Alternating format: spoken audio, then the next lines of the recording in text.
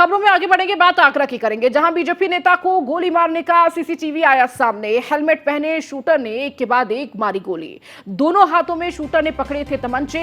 Bike पर आए दोनों हमलावरों ने पास जाकर मारी थी गोली, तो एक गोली पेट में तो दूसरी गोली हाथ में लगी थी। ये थाना हरिपर्वत नगला धनी का मामला है।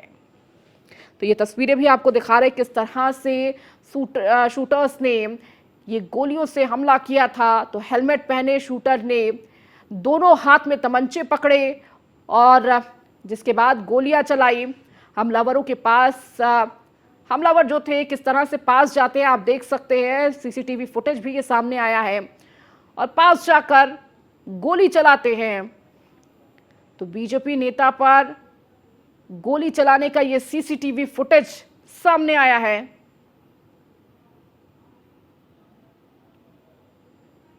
तो दोनों हाथों में शूटर तमंचा लिया है और हमलावरों ने पास जाकर गोली मारी थी।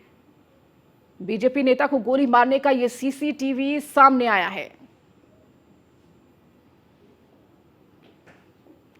तो हेलमेट पहने शूटर ने एक के बाद एक गोली मारी।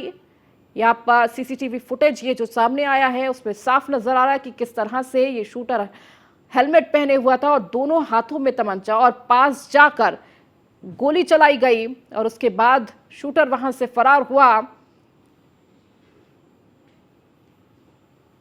तो बीजेपी नेता को गोली मारने वाला शूटर किस तरह से पहले करीब जाता है और दोनों हाथों में तमंचे लिए गोली चलाता है।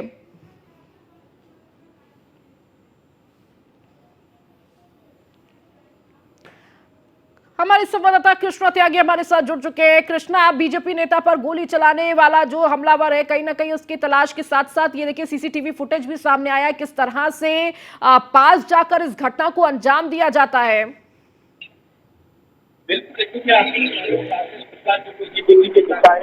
कल 2 दिन पहले हमला हुआ था, हालांकि पूरे वाकया का सीसीटीवी फुटेज पुलिस के हाथ लगा है, लेकिन सबसे महत्वपूर्ण बात यह है कि इसकी बताई जा रही थी 2016 में राकेश कुशवाहा के पिता जो समाजवादी पार्टी से थे, 2016 में दीपावली के शाम पर उनकी हत्या की गई थी। उसमें दोनों बहनों का हाथ बताया गया था।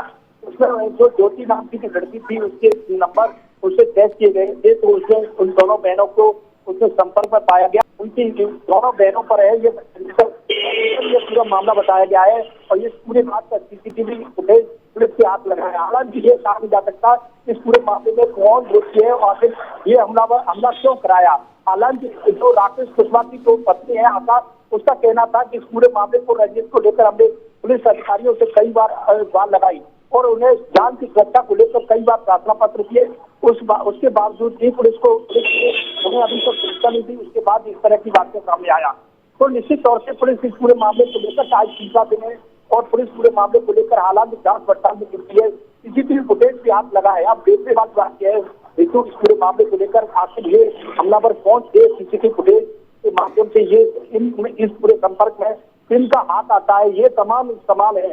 इस पूरे मामले को लेकर थाना हरिपर्वत क्षेत्र का ये पूरा मामला था जिसमें जो राकेश कुशवाहा को गोली मारी गई, और ये सीसीटीवी फुटेज जो आप तस्वीर में देख रहे हैं ये राकेश कुशवाहा को मारते हुए जो गोली मारते हुए जो, हालांकि राकेश कुशवाहा ने काफी जदोजहद की है। उसके बाद हमलावरों ने ताबड़तोड़ गोलियां चलाई और हमलावर की हालांकि निजी अस्पताल में इलाज चल रहा है।